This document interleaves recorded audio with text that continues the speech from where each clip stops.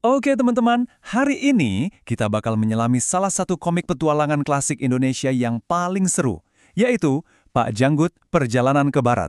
Ini bukan sekedar jalan-jalan biasa loh, ini adalah misi penyelamatan spesies yang penuh sihir, bahaya, dan juga harapan. Yuk kita mulai petualangannya. Nah, ini dia dua tokoh utama kita. Ada Pak Janggut, seorang petualang sejati, dan sahabatnya, Dodo. Tapi, Dodo ini spesial banget. Dia adalah burung dodo terakhir yang tersisa di dunia. Jadi mereka punya misi yang super penting, mencari dodo betina biar spesies mereka nggak punah.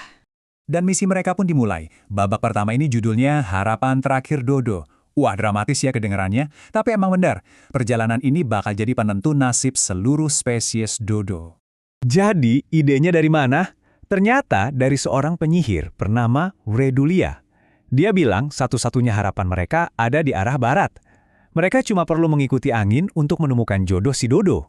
Kedengarannya sih simple, tapi beban misinya berat banget kan? Dan lihat deh gimana mereka memulai petualangannya. Bukan naik kapal atau pesawat, tapi meluncur di atas perosotan ajaib buatan Wredulia. Ini langsung bikin suasana ceritanya jadi magis dan unik banget. Kebayang nggak sih? Meluncur aja gitu, nggak tahu bakal mendarat di mana. Oke, kita masuk babak 2, diselamatkan oleh bajak laut. Dari judulnya aja udah mencurigakan ya. Setelah awal yang penuh keajaiban, kedua pahlawan kita ini bakal sadar kalau lautan itu nggak seramah yang mereka kira. Pas banget, perosotan ajaibnya berhenti di tengah lautan. Coba tebak, apa yang muncul? Jembatan pelangi. Tiba-tiba aja nongol gitu. Buat Pak Janggut dan Dodo, ini pasti kayak keajaiban. Sebuah jalan aman yang terbentang di depan mereka. Tapi pertanyaannya, jembatan pelangi ini beneran jalan menuju keselamatan? Atau jangan-jangan ini cuma jebakan? Dan ternyata benar, itu jebakan. Dalam sekejap, jembatan pelangi itu hilang. Pak Janggut dan Dodo langsung tercebur ke laut yang dingin. Harapan mereka yang tadinya setinggi langit langsung berubah jadi bahaya.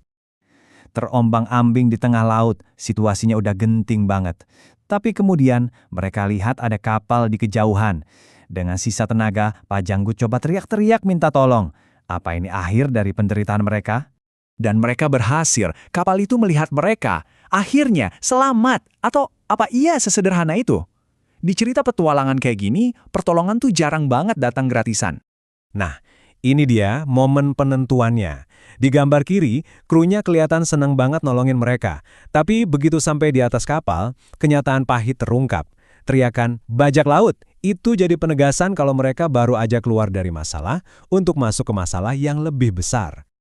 Seolah-olah terjebak di kapal bajak laut itu belum cukup buruk, babak selanjutnya ini membawa kita ke pengkhianatan di laut lepas. Disinilah kesabaran dan kepercayaan Pak Janggut benar-benar diuji habis-habisan. Singkat cerita, setelah ada sedikit kekacauan, mereka berhasil kabur dari kapal bajak laut pertama. Untungnya, nggak lama kemudian mereka ditemukan sama kapal lain. Kru yang ini memperkenalkan diri sebagai Buccaneers, yang kedengarannya ya sedikit lebih berkelas mungkin. Dan untuk sesaat, kayaknya nasib baik lagi berpihak ke mereka. Pak Janggut cerita soal misinya menyelamatkan spesies dodo, dan si kapten ini kelihatannya simpatik banget. Dia dengerin dengan saksama dan bahkan setuju buat bantu mereka. Wah, harapan muncul lagi. Tapi ya, namanya juga di lautan lepas. Begitu kapal berlayar, sifat asli kaptennya keluar. Dia ternyata nggak pernah niat bantu. Dia cuma menipu Pak Janggut biar dapat pekerja gratis. Mereka bukan tamu, tapi malah jadi budak. Pengkhianatan yang kedua ini rasanya jauh lebih menyakitkan. Coba kita rekap sebentar ya rangkaian nasib sial mereka ini. Pertama, kabur dari bajak laut. Kedua, diselamatkan oleh bajak laut lain. Ketiga, mereka ditipu, ditangkap, dan sekarang dijatuhi hukuman paling parah di lautan. Benar-benar hari yang buruk banget buat mereka. Dan inilah titik terendahnya. Si kapten bajak laut memutuskan kalau Pak Janggut dan Dodo udah nggak ada gunanya lagi. Dia pun memerintahkan mereka untuk berjalan di atas papan dan dibuang lagi ke lautan, ditinggalin gitu aja. Tapi justru di saat semua harapan kelihatannya udah sirna, cerita ini ngasih kita kejutan lagi.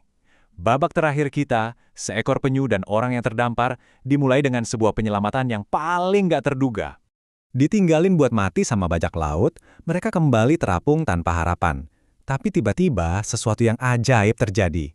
Seekor penyu laut raksasa muncul dari dalam air, seolah-olah dikirim oleh takdir. dan menawarkan punggungnya buat jadi rakit penyelamat.